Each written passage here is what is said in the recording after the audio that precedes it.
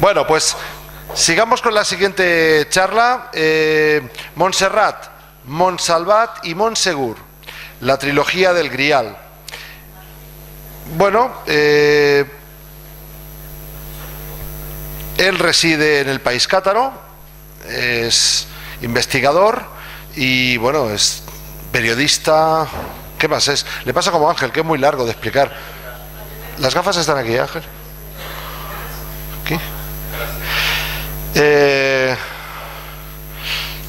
es, bueno, periodista, sobre todo músico también, y bueno, les dejo, es introductor un poco de la New Age en España y en Iberoamérica, con su propia productora Astral Music en Sitges y muchas cosas más. Les dejo con Guillermo Cazenave, que ya lo conocen.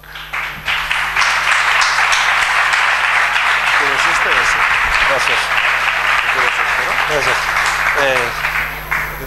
Gracias. ¿No? Perdón. Muchas gracias. Dado que estamos en un monasterio y me han traído café, las tres virtudes teologales son el café, ca esperanza y ca caridad. ¿Verdad? Bueno, bienvenidos a mi conferencia. Sois muy afortunados de poder estar aquí, verme, y os felicito por ello. Si vas a estar sentado, casi que de pie. De pie. Vale. De pie, sí, gracias. Me gustó mucho lo que dijo Ángel Gracia respecto a la... me gustó mucho lo que dijo Ángel Gracia respecto a las fuerzas, ¿verdad? Al hecho de que tenemos que intentar lograr esa fuerza interior que nos permita posicionarnos no solo ante la vida, sino ante nosotros mismos. Y estando en un lugar como este, tan mágico, no podía olvidar que en el año 89, hace 23 años, yo colaboraba en una revista. Vivía aquí, vivía en Cataluña, ahora vivo en Francia, en una revista que se llamaba Karma 7. No sé si algunos de vosotros la recordaréis. Era realmente un karma, esa revista. Pues, y 7 las personas que la llevaban. Y el tema, es verdad, no es un chiste. Y el tema es que el editor y el director, Ramón Plana,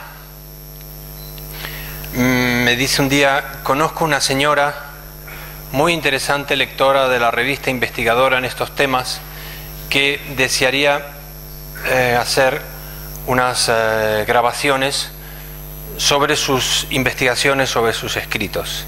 ¿Puedo pasarte el contacto con ella para que grabe en tu estudio y esto? Bueno, yo en mi estudio de grabación no solía ni suele ser esos estudios ni de alquiler, sino simplemente para mi propio trabajo. Pero tratándose de que venía de parte de Ramón Plana, esa señora era y es Ana Ferrer, y ella vino. Recuerdo que quedamos un día en mi estudio y trajo todas estas maravillosas, no eran grabaciones, en aquel momento eran los textos sobre todo lo que ella había preparado para grabar con su voz, a la que yo le añadí luego música e hice la producción general. Y han pasado 23 años de aquello, y hace poco tiempo que nos conocimos Miguel Celades, organizador de todos estos encuentros de ciencia de espíritu, y de Nuria, su mujer. Y en el primer encuentro al que Miguel Celades me invita, me dice: ¿qué te parece si te alojas en mi casa? Así aprovechamos el tiempo, porque yo al día siguiente tenía que regresar, y charlamos y aprovechamos para hablar de proyectos y de cosas. Digo, pues encantado, si no es una molestia, encantado. Y Miguel me cede una habitación para que yo descanse.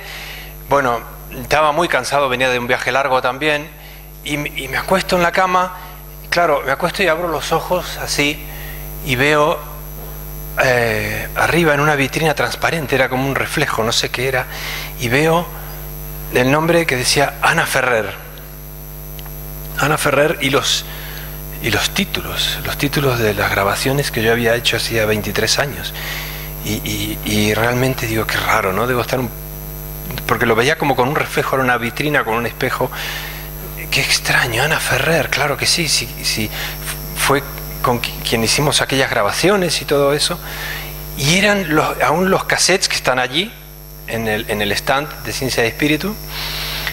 Y para mí fue algo increíble, fue algo tan extraño que la mañana siguiente, al despertarme, le digo, Miguel, fíjate lo que me ha ocurrido.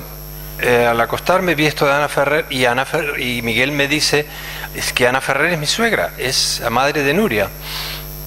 Así que fue realmente increíble y volvimos a conectar, volvimos a hablarnos con Ana después de tantos años, y ahora este homenaje en un lugar como este me parece sencillamente maravilloso. Y esa era la pequeña anécdota que quería contaros, en el sentido de que no solo porque haya sido importante para mí, sino todo este tipo de sincronicidades o de sincronías que se están dando ahora entre personas, hechos, circunstancias, bueno, y que si tenemos las antenas desplegadas un poco, no hace falta que seamos maestros en desplegar antenas, pues realmente nos percatamos de que hay un punto en el que nos vamos reencontrando, y a veces personas que no nos conocíamos quizá físicamente, pero que uno conocía la obra de la otra persona o tenía una intuición acerca de tal cosa o de tal otra.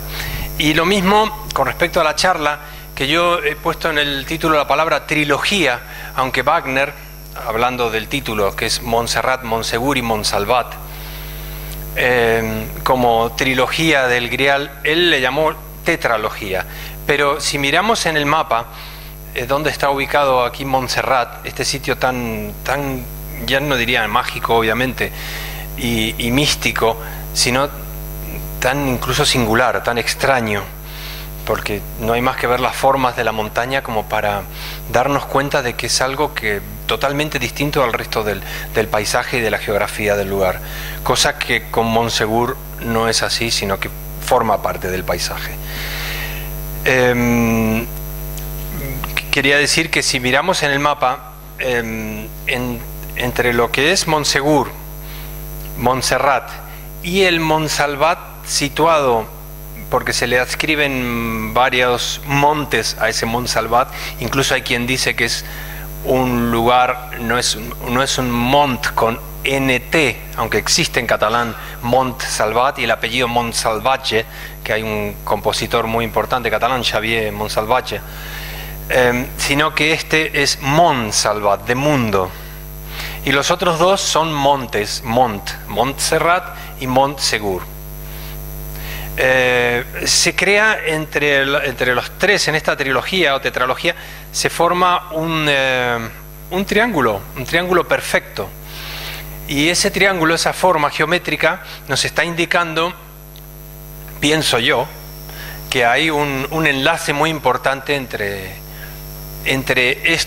estas energías, el porqué de estos lugares telúricos, el porqué allí han ocurrido o se han edificado edificios, valga la redundancia, sagrados, se han construido edificios sagrados como este monasterio o castillos, incluso lugares que se han antepuesto en cuanto a su doctrina, ¿verdad?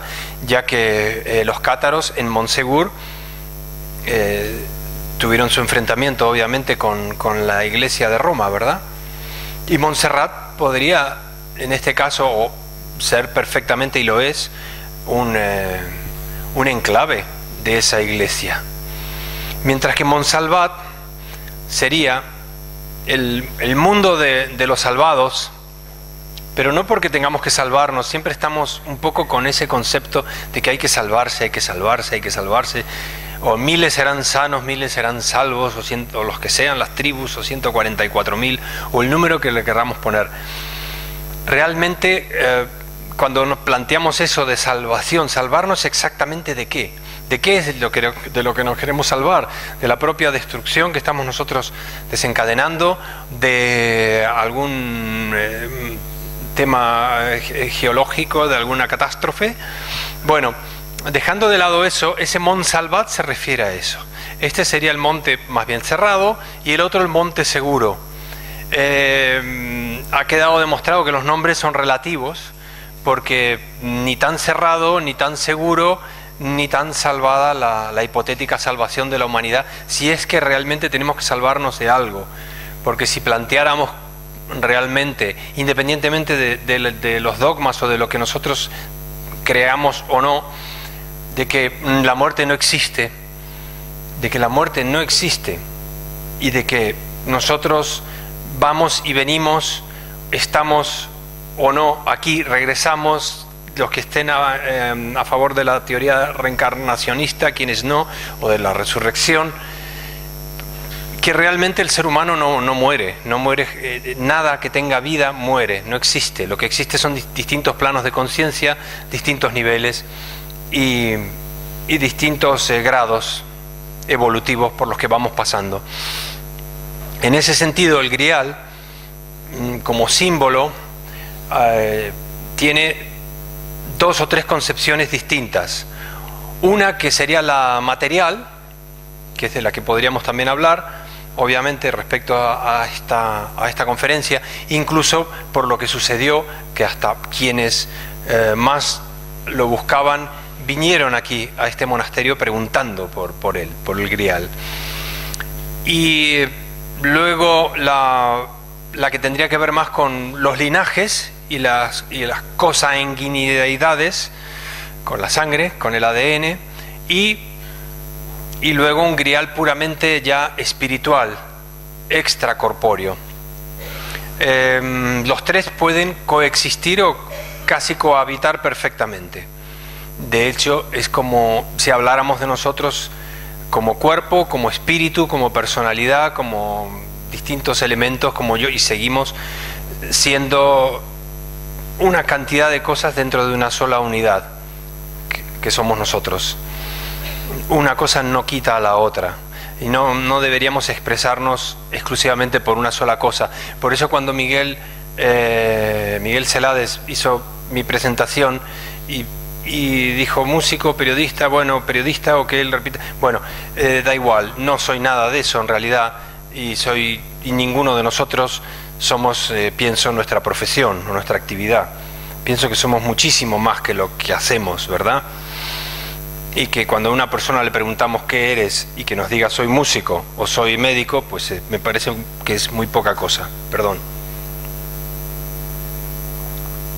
Entonces, yendo al grial físico, hay la teoría católica que se refiere al cáliz, como bien habéis seguramente leído y visto en artículos o investigado sobre el tema, al cáliz sobre el cual José vertió la sangre de Jesús en la cruz, y ese cáliz fue luego llevado a un sitio escondido,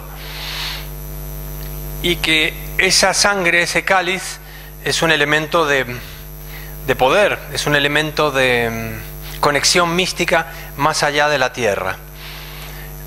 ¿Por qué? Porque es la sangre de un ser especial. Hay quien llegó a afirmar que la sangre de ese ser especial llamado Jesús, o el nombre que tuviera, no tenía incluso ADN, que era una sangre que no se correspondía a los biotipos planetarios, y de hecho su madre fue concebida en principio, y basándonos en las anécdotas, sin haber tenido el acto carnal, el coito, la fornicación, como se diga, sin haber tenido sexo con José, el padre, que era muy mayor en edad y ella muy joven. Por lo tanto, ¿qué pudo haber sido aquello? Sin pecado concebida, bueno, dejando de lado ya para no entrar en disquisiciones sobre lo que es o no pecado, pero una inseminación, algo que se produjo en aquella época por algo o por alguien más avanzado a su tiempo, ¿verdad? Y que hoy día es perfectamente concebible y concreto, ¿no? Que una mujer pueda quedarse embarazada de esta manera. Entonces, esa sangre, eso, ¿quién produjo eso? ¿Quién produjo ese fenómeno? ¿Quién deja embarazada a la madre de Jesús? ¿Bajo qué fenómeno cósmico ese Dios, esa estructura por encima de lo terreno, produce ese fenómeno por el cual va a nacer este individuo? Y si estaba más allá de la tierra, obviamente si era de un reino, ese Padre, ese Dios, que no era de este mundo, dicho por el propio Jesús, que no hacía más que invocarle cuando conectaba con él a los cielos, es obvio que estamos hablando de algo distinto y de una sangre diferente. Y entonces los partidarios de la teoría del colinaje, de esa sangre real en lengua occitana, y con los cátaros a la cabeza como preservadores y custodios de ese grial, se refieren a algo que está por encima de lo nuestro, de lo puramente terrícola, digamos. La sangre real, como se dice en occitano y muy parecido en catalán, también tenía una asociación con la bebida, de que ellos, la única bebida etílica que se permitían ellos, me refiero a los cátaros y a las personas con su afinidad dentro de lo místico, en el área del sur de Francia donde yo vivo, era lo que hoy llamamos sangría, porque consideraban que era la única bebida etílica o alcohólica que no producía agresividad, sino que daba unas vibraciones positivas. Entonces tenemos, esa sangre real, tenemos una bebida que se llama, o un cóctel que se llama de una manera parecida, y luego tenemos la teoría más puramente física respecto a ese grial con el cáliz, o con la lanza, ¿no?, de Longinos, y también una teoría anterior que es la del caballero Perceval o Parsifal, y que esa nos remontaría a un grial físico, pero como su nombre ya lo indica, vinculado a lo que fue la antigua Persia o incluso a la antigua India. Ahí ya nos iríamos a los 7.000, 8.000 años antes de nuestra era, digamos. Ese otro grial se expresa en forma de roca y se lo vincula a una roca que habla. Es una roca que habla, significa que tiene inscripciones, obviamente, y se lo vincula a antiguos reinos como el de Agarthy, como la Atlántida, y a una conexión también con el cosmos y con aquellos dioses que el solo hecho de tenerlo delante nuestro, bajo nuestra propia presencia, daría toda una serie de beneficios a quien conectara con él, que no solo se materializarían en términos de salud y de longevidad, sino también de ciertos poderes. Por lo tanto, ese grial no se le, como cualquiera de todos estos símbolos sagrados elevadores y elevadores de la conciencia, no se pueden exponer, digamos, de una manera totalmente visible, accesible a todo el mundo, ya que podrían ser utilizados como arma, ¿no?, como elemento manipulador. De hecho, la visita que se produjo aquí en el año 1943, de Heinrich Himmler, que viene a Montserrat para entrevistarse con el abad Ripoll, y viene aquí porque el Tercer Reich, como fuente de poder, quería obviamente localizar ese grial. Pero previamente al advenimiento de Hitler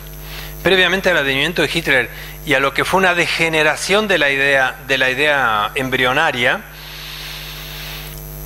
hubo un plan secreto por la orden del Thule, donde estaba Otto Rahn, lo digo como inciso con respecto a esto del grial, donde se tenía que encontrar el grial, se tenía que hallar ese grial como estandarte planetario.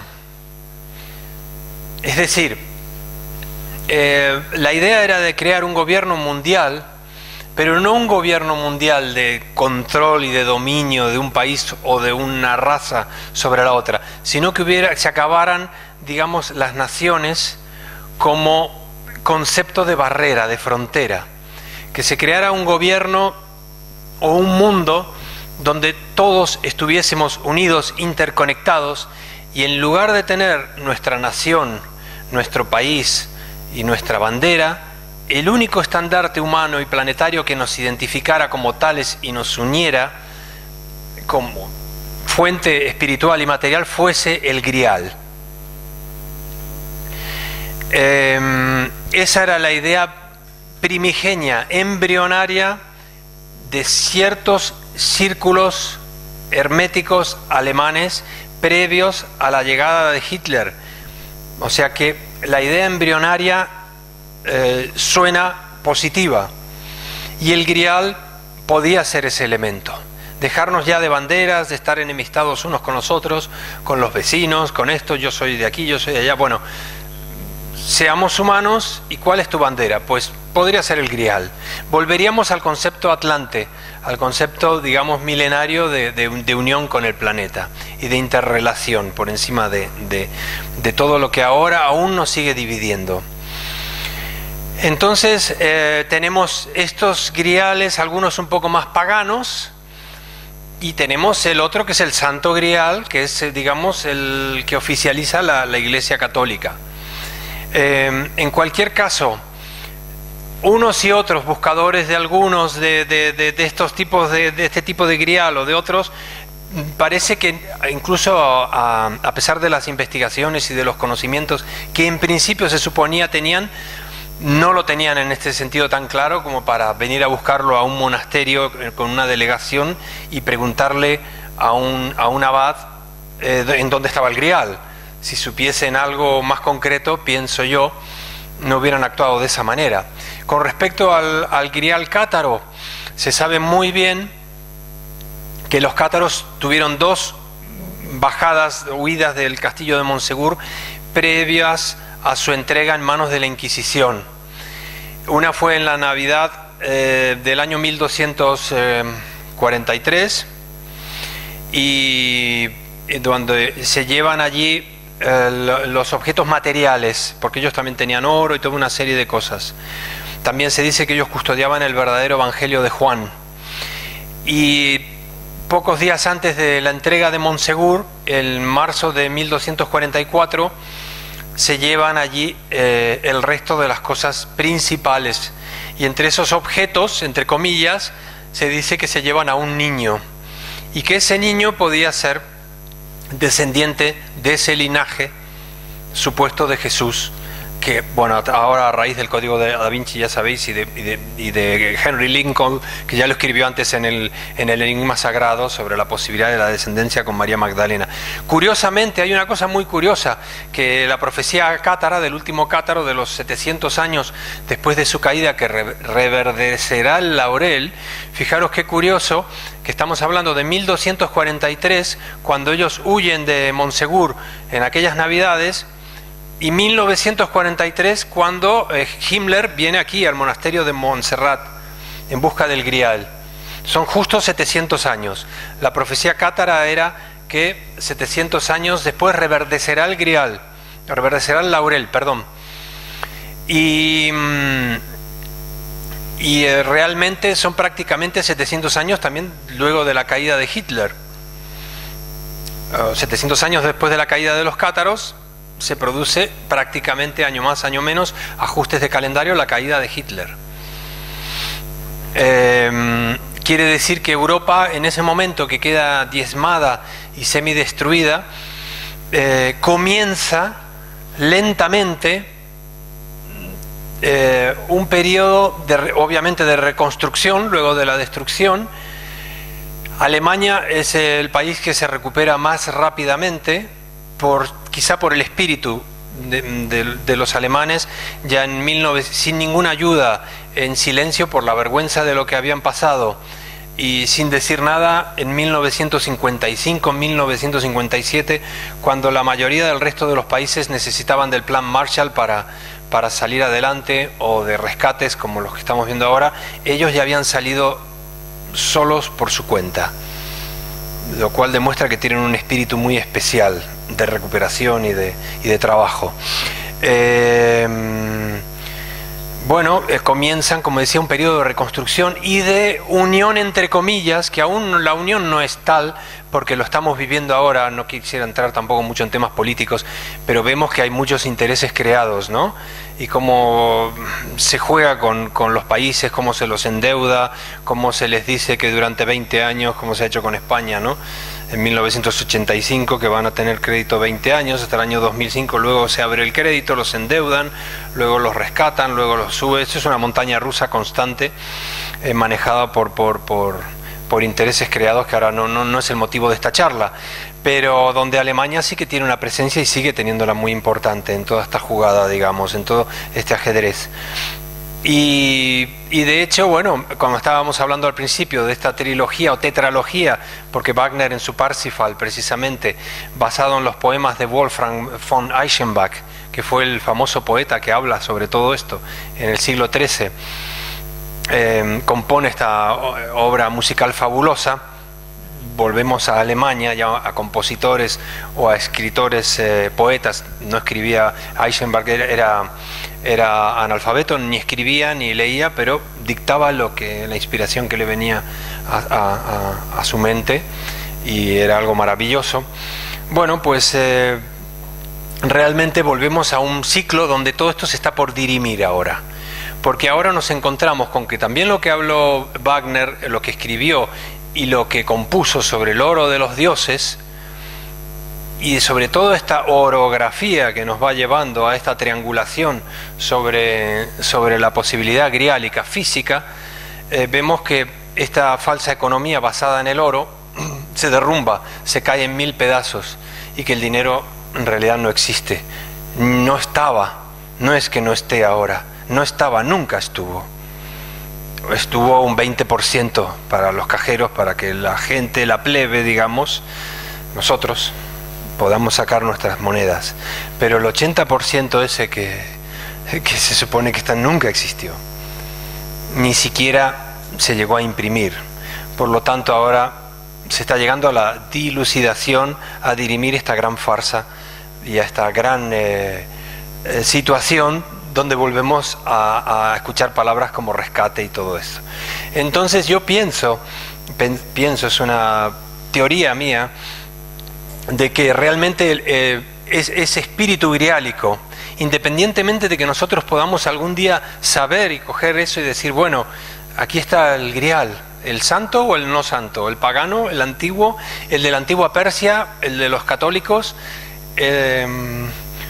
o el de los cátaros.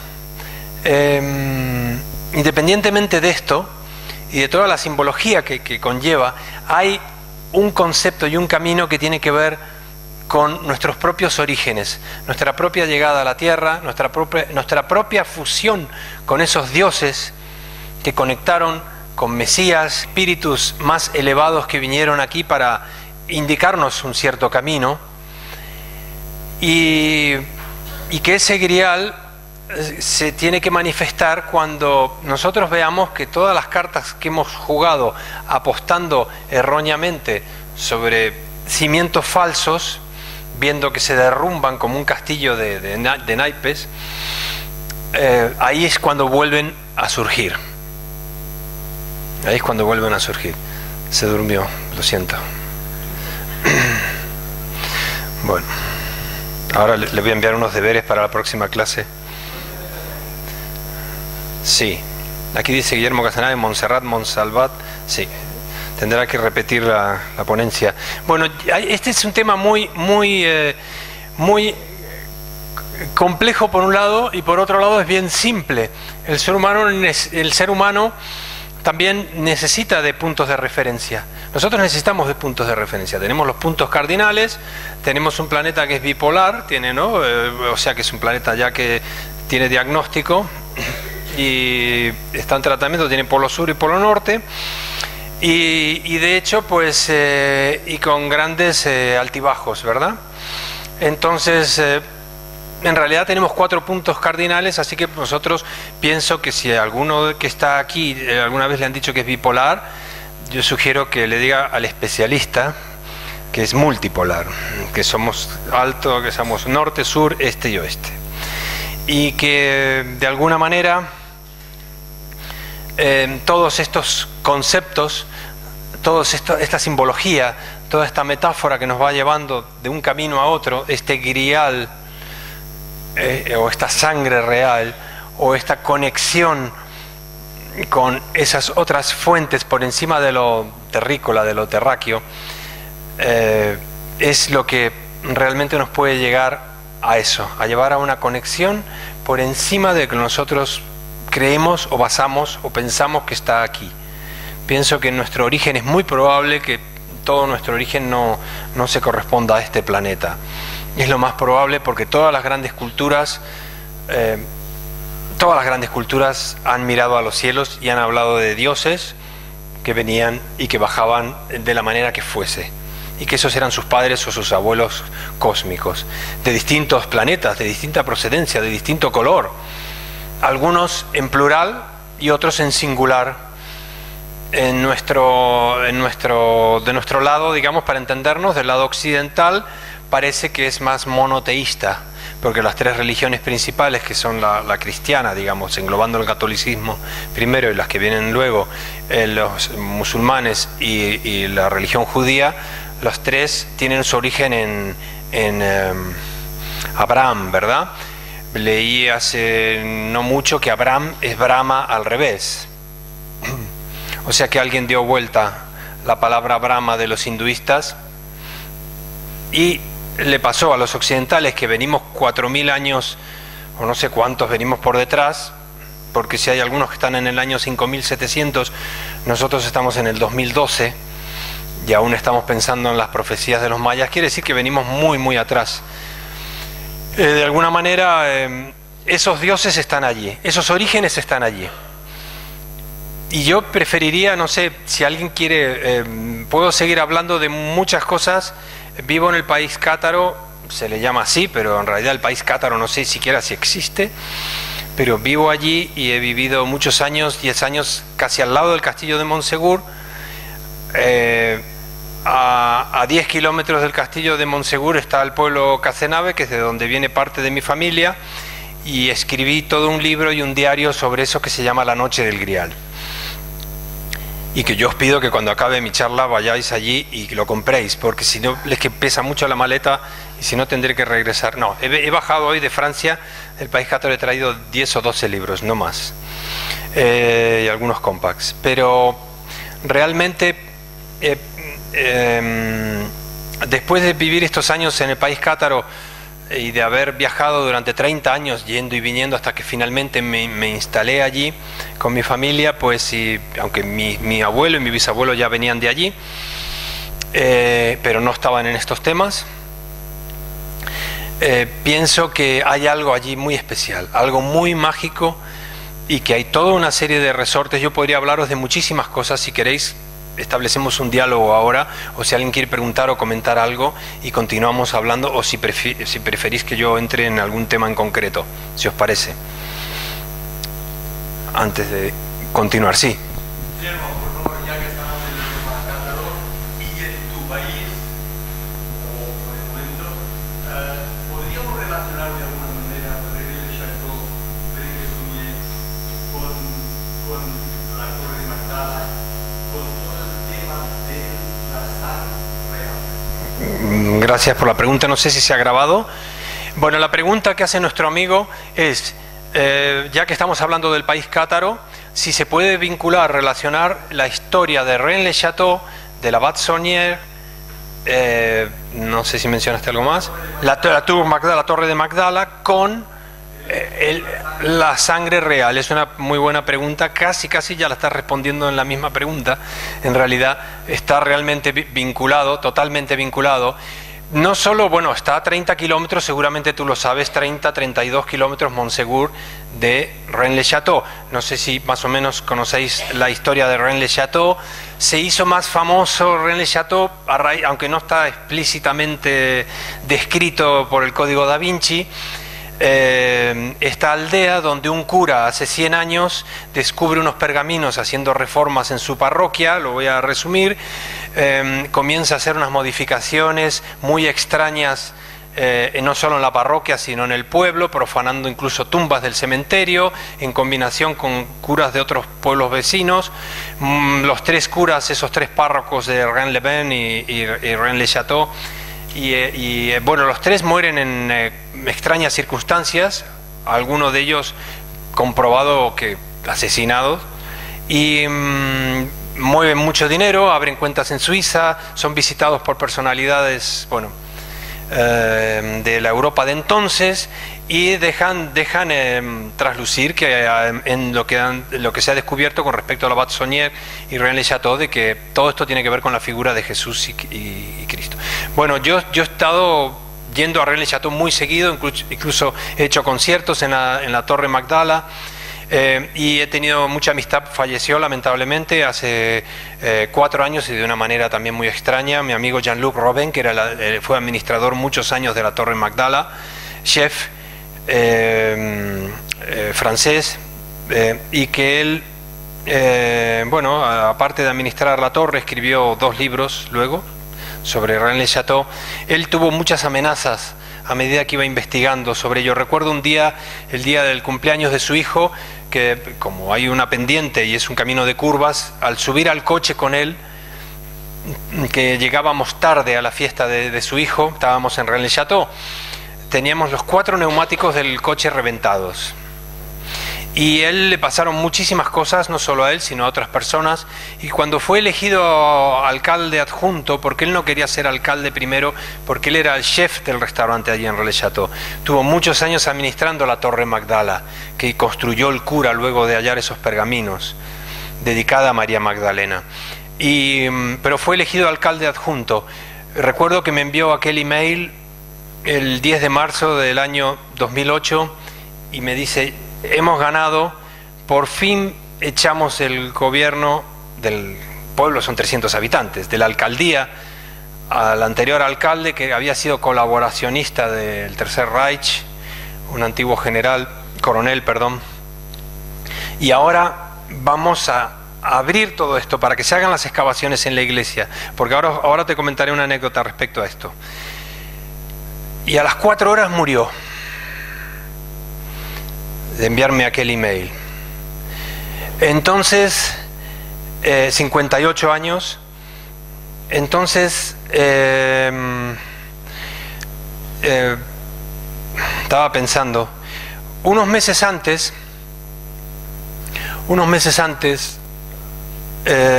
pasó lo siguiente. El cura, os voy a explicar esto, cuando encuentra esos pergaminos y empieza a hacer un gasto de dinero enorme, porque gasta en 12, 13 años $6 millones de aquella época. Un cura de un párroco que tenía goteras cuando antes de descubrir los pergaminos, que no tenía ni para cambiar 2 tejas. Bueno, cuando el cura construye la Torre de Magdala, contrata a 2 albañiles antes de construir la Torre Magdala, cuando estaba haciendo las reparaciones unas reparaciones de la iglesia, antes de obtener los pergaminos, pero cuando encuentra los pergaminos los despide a los albañiles. Él en su diario pone día tal, creo que era un día 17, dice secreto, pone secreto, para las obras y sigue él solo, y a los 2 albañiles los echa. Bueno, os cuento una anécdota. Uno de los albañiles, que era muy joven en aquella época, un chico de 20 y pico de años, emigra luego a los Estados Unidos. y muere allí, francés. Su bisnieto trabaja hoy día para la Fundación Merrill. La Fundación Merrill, no sé si la conocéis, es una de las fundaciones principales en excavaciones arqueológicas. En Estados Unidos siempre la financian tanto republicanos como demócratas para quedar bien. Les van dando millones han estado en Luxor, en Egipto, bueno, siempre están buscando cosas y haciendo excavaciones. Es por lo menos en cuanto a fundaciones arqueológicas la de mayor presupuesto, no sé si es la mejor. Bueno, un año antes de morir mi amigo Jean-Luc, os cuento esto porque son anécdotas que no están publicadas, él recibe una carta del bisnieto del albañil, y en la que le dice: tengo unos planos de mi bisabuelo que parecen la Torre Magdala de este sitio. Como este chico trabajaba en la Fundación Merrill, se había preocupado de averiguar que era Rennes-le-Château, todo esto, bueno, pero no conocía bien la historia, porque pensemos que son arqueólogos muy oficiales, ¿no? No están en cosas esotéricas ni nada de esto.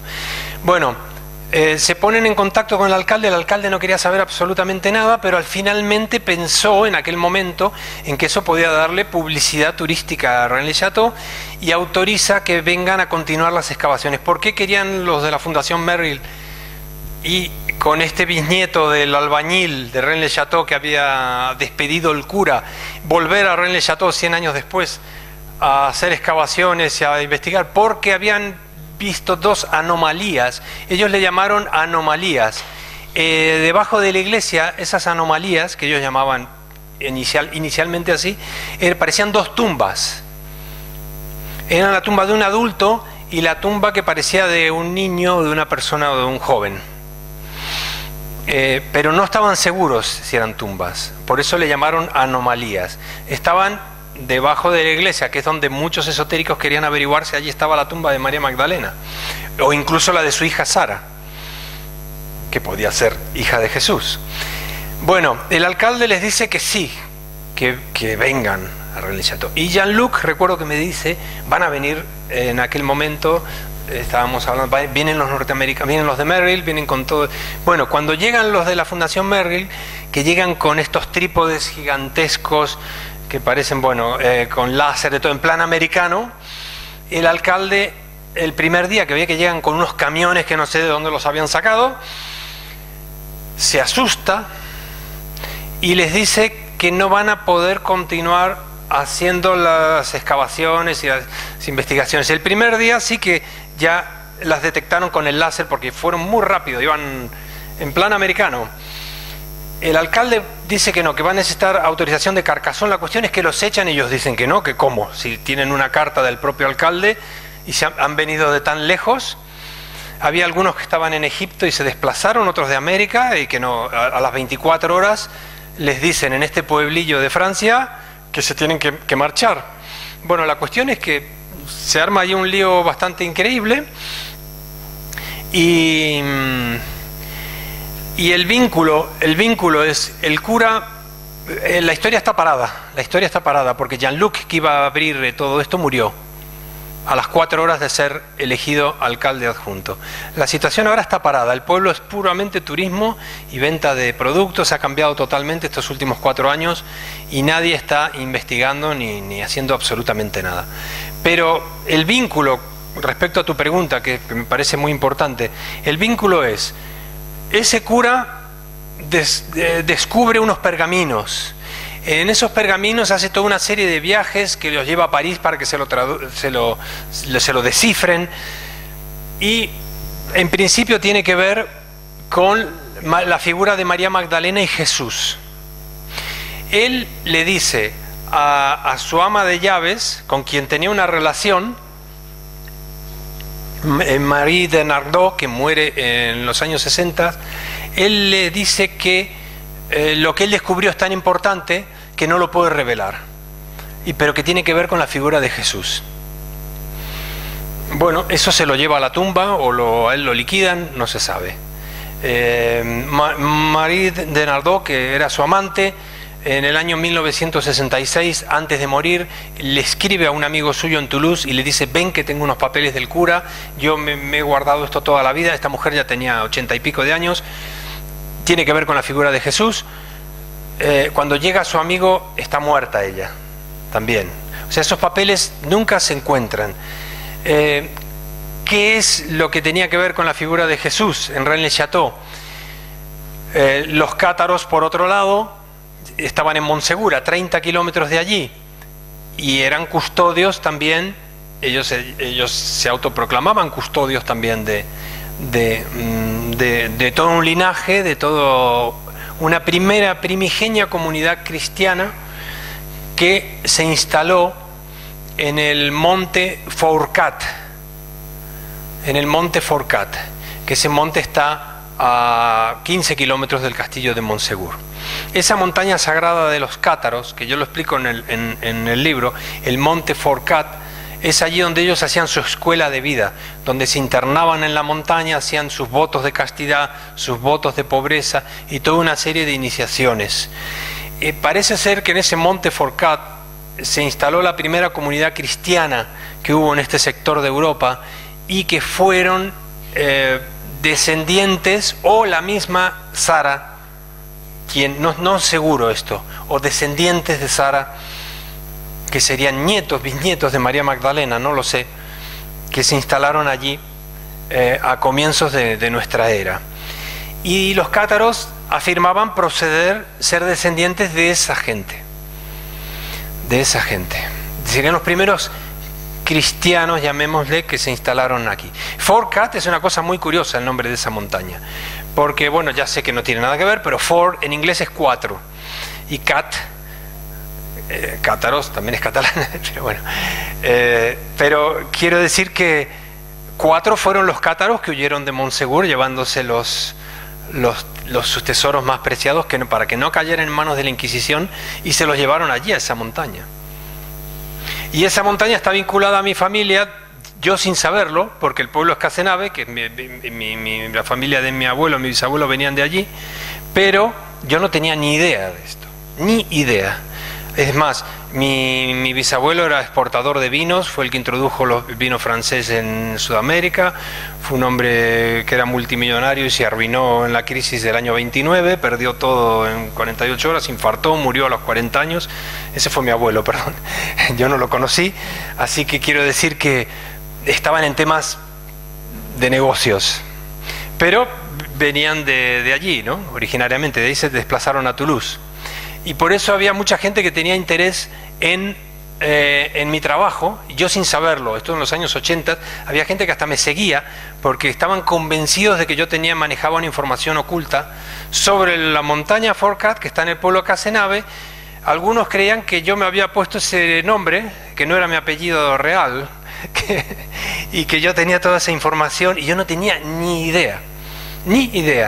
Es más, cuando llego allí, que me invita Elisabeth Van Buren a dar un concierto, ella invita a personas de todas partes del mundo al concierto mío, viene gente de Australia, de Estados Unidos, yo no tenía tampoco ni idea, y todos me empezaron a hacer preguntas cuando acabó la actuación sobre cómo yo sabía todo esto. Había escrito estos libros de musicoterapia, no había escrito ese libro, había escrito un libro sobre acupuntura planetaria.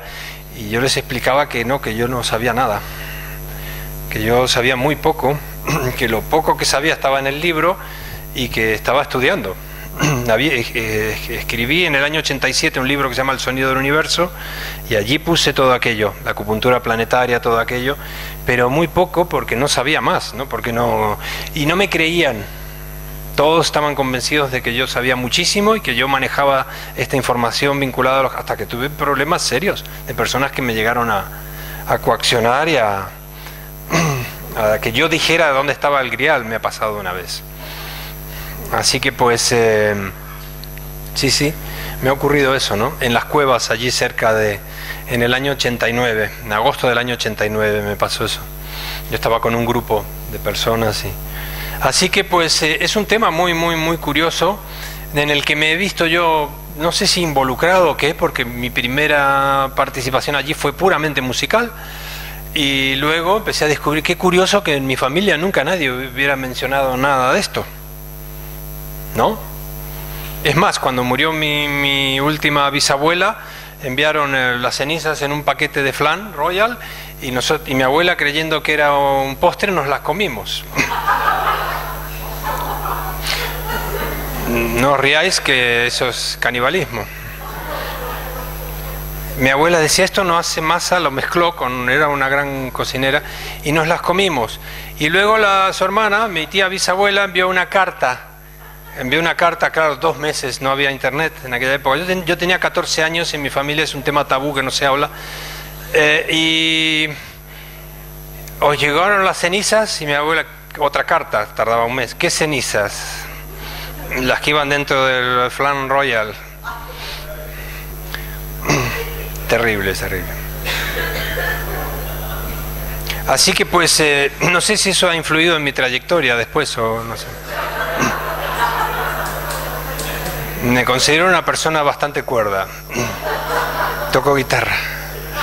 Pues no la estiro mucho por si acaso porque saltan. Pues hago afinaciones más bien bajas.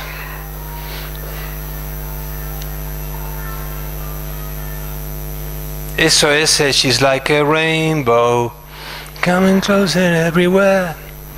She comes in colors. Eso es Mick Jagger, Rolling Stones, 12 de agosto de 1967. Soy un líder en música clásica, rock, lo que queráis. Se edita este disco de los Rolling Stones y esta canción se llamaba She's Like a Rainbow. Es interesante porque dice coming colors, vienen colores de cualquier manera. Esa era la parte justo cuando huyó por la puerta Celades. Al piano Brian Jones, también liquidado bajo extrañas circunstancias. Pues sí, no eran muy buenos realmente, pero bueno, para hacer pop no estaba mal. Pues queréis que Rolling Stones, curiosamente hablábamos de piedras rodantes, ¿no? La piedra que habla. Bueno, el tema es, no sé, yo podría seguir ad in eternum. Sí. Creo que recordar que en el libro publicado de Mastrano se reconocía a un señor que vive hoy día en Roma como descendiente directo de Jesús. Sí. Sí, gracias por la acotación. Nuestro amigo dice que en el libro El Enigma Sagrado, donde escribe Henry Lincoln, que ahora está viviendo allí, se ha instalado allí hace 5 años, sale hasta la foto de un supuesto descendiente de Jesús. Bueno, Lincoln, estuve hablando con él no hace mucho, porque ha pasado que uno de ellos murió, los 3 que escriben el libro, Leigh y Weigand. Bueno, él se enfrentó con sus otros 2 compañeros. Uno porque dijo que jamás había pisado la zona ni Rennes-le-Château ni nada, y que se había puesto a escribir por toda una serie de cosas, y que a él la editorial puso la parte suya, hicieron como un refrito y unieron todo, pero que él no estaba de acuerdo con él. Y el otro porque según él era muy materialista, y fue el que inició la demanda a Dan Brown por plagio, reclamándole no sé cuántos millones de dólares. Los 2 creo que murieron. Entonces Lincoln se instaló hace 5 años en Rennes-le-Ven, que está al lado de Rennes-le-Château, y ahora le ocurre un poco como a mí. Desde que murió Jean-Luc y todo esto ya no vamos mucho por Rennes-le-Château los últimos 4 años, pero él me decía que muchas de las cosas que se escribieron en ese libro que él no las consideraba ciertas. Es más, un día tenía yo el libro, mira, tengo aquí una versión en español, le enseñé a él, ¿no? A ver, y coge, y le digo, bueno, fírmamelo, le digo, ya que lo tengo, ¿no? Y coge él un bolígrafo y me pone en inglés, ¿no? No leas nada de esto, todo en contra, ¿no? En lugar de dedicármelo, este libro, no sé qué, no sé cuánto. Bueno, en principio, pero eso no niega lo que tú acabas de comentar. Podría ser. Ahora, si nosotros miramos los árboles genealógicos, en realidad, y tú lo sabes muy bien, nos podemos tratar de tú, ¿no? Sí. Cuando se va expandiendo el árbol, al final, la ascendencia o descendencia es gigantesca, ¿no?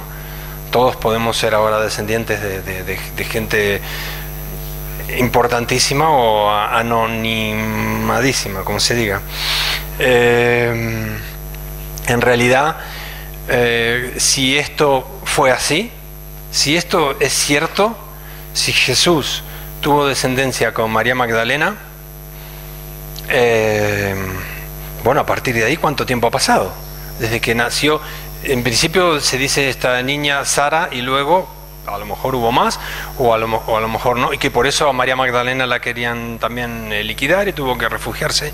En la Galia, en el sur de Francia, se refugiaba mucha gente que, porque en aquel momento, no lo digo si no hay nadie nacido en Extremadura, ni mucho menos, lo digo en el sentido, a mí me encanta Extremadura, me parece un sitio bellísimo, pero lo consideraban como la Extremadura, ¿no?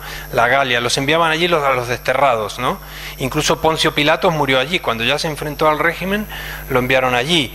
La abuela de Jesús, Ana, también murió allí, en Arcs, que está cerca de Rennes-le-Château. Hay una tumba allí que la dinamitaron, la volaron en 1000 pedazos también. La gente excavaba debajo de la supuesta tumba de Ana, abuela de Jesús, madre de María, buscando tesoros, o a ver si estaba el grial o lo que fuese. Yo recuerdo de estar alojándome en Rennes-le-Château cuando Jean-Luc administraba el sitio. Muchas veces me quedaba allí en la casa del cura, me alojaba y me quedaba allí por las noches. Él me dejaba allí, me quedaba solo allí en la casa del cura. Y cuando nos levantamos, a mí me pasó 2 veces, a él muchísimo más porque él estaba allí. Por la noche la gente se ponía a excavar, había gente excavando, ¿no? En el jardín. Iban con el pico, con la pala, con lo que fuese, ¿no? Buscando, ¿no? Todo aquello. Otra cosa que, bueno, ahora va a crear polémica esto también, porque si estamos aquí en un sitio como Montserrat y yo quiero ser respetuoso, pero en realidad Jesús, bueno, hablando de los monoteísmos, ¿no?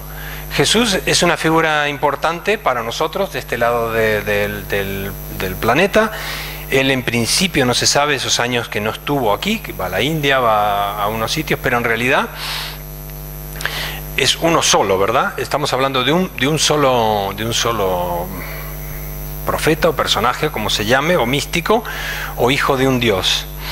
Pero en realidad, en muchos otros países, como me decía un amigo, cuando llegas a Nueva Delhi y bajas empiezas a caminar y encuentras miles de Jesuses. Iguales, ¿eh? No lo digo por tu... No, pero ya me entiendes. Los sadhus son Jesuses místicos, anónimos, ¿verdad? No quieren tener seguidores, ni mucho menos 1.500 millones de seguidores. Y hay muchísimos. Entonces, claro, son culturas anteriores a la nuestra, ¿no? A lo mejor esa gente también... Toda esa gente maneja control de pulsación. Pueden estar 72 horas, prácticamente imperceptibles, 72 horas, los 3 días, ¿no? De resucitar, ¿no? Pueden estar 3 días perfectamente con su pulsación al mínimo, como muertos, en estado totalmente, ¿no? Catatónico, como se diga. Resisten a los clavos, porque todos han practicado faquirismo, los pueden clavar, que no, ¿no? Son curanderos, son sanadores. Pueden ¿no? Sanar a mucha gente. Lo que pasa es que allí hay muchos y la gente está acostumbrada a ver esto. Cosa que aquí de este lado, al ser más novatos, digamos alucinamos más, ¿no? De pronto viene uno, esto es como la anécdota de Kung Fu, ¿no? Cuando Kung Fu llegaba al pueblo, y de pronto, ¿no? De pronto montamos una cosa muy fuerte para seguir a este gran dios gigantesco, que del otro lado del planeta a lo mejor no era tan espectacular, sino alguien interesante. No le estoy quitando mérito, ¿no? Sí. Quisiera ahora hacerte una pregunta como más personal, conocer tu opinión, porque detrás de toda esta trayectoria de la vida de Jesús hay un personaje que es el protector y salvador de la familia, que es José de Arimatea, y sin embargo no es relevante en la historia más que en un principio, y sin embargo es quien trae a María Magdalena a Europa. Exacto. Bueno, lo digo porque si no se ha grabado, sobre la figura, nuestro amigo dice sobre la figura relevante de alguien a quien no se lo cita tan a menudo, José de Arimatea, que trae a Europa a María Magdalena y que está aparentemente enterrado en Turquía. Y efectivamente, ¿no?, cuando huyen y desembarcan en Marsella, curiosamente de allí viene también digamos, la tradición de la Virgen Negra, la moreneta, ¿no? Se origina allí, por eso el vínculo es enorme, ¿no? Y la gran procesión de los gitanos, de la comunidad gitana, el día 22 de julio, el día de Santa María Magdalena, que van de todas partes del mundo y se reúnen en Saint-Marguerite-de-la-Mer, en Francia, ¿no? Entonces, todo esto es... y José de Arimatea, por supuesto, ¿no? Hay teorías que dicen que José de Arimatea rescata, salva a María Magdalena, como tú has dicho, la trae a Europa con esa niña ya nacida o embarazada, porque ella iba a ser la heredera, la destinataria de la continuación de Jesús, más que de la creación de una iglesia. Y ahí hubo el enfrentamiento con Pedro, ¿no? Entonces, este es otro tema, ¿no? Que es un tema espinoso de tocar en este sitio, ¿no? Yo no quiero que... En fin, ¿alguna pregunta más? ¿Algún comentario? Sí. ¿Qué opinas del libro de Faber-Castell, que Jesús murió en Cachemira? Está enterrado en Orfabá. La pregunta es sobre qué opino sobre el libro de Andrea Faber-Kaiser sobre Jesús estuvo en Cachemira. Sin duda Jesús, yo no lo he leído ese libro, pero conocí a Andrea, nos conocimos hace muchos años, bueno, es muy probable que Jesús en esos años, cuyo rastro aquí se pierde, haya estado precisamente formándose en lugares donde precisamente se manejaban todo este tipo de energías, ¿no? El faquirismo, los sufís, bueno, el control de la pulsación, la meditación, la contemplación, toda una serie de cosas que venían de Oriente y que luego él las haya traído aquí.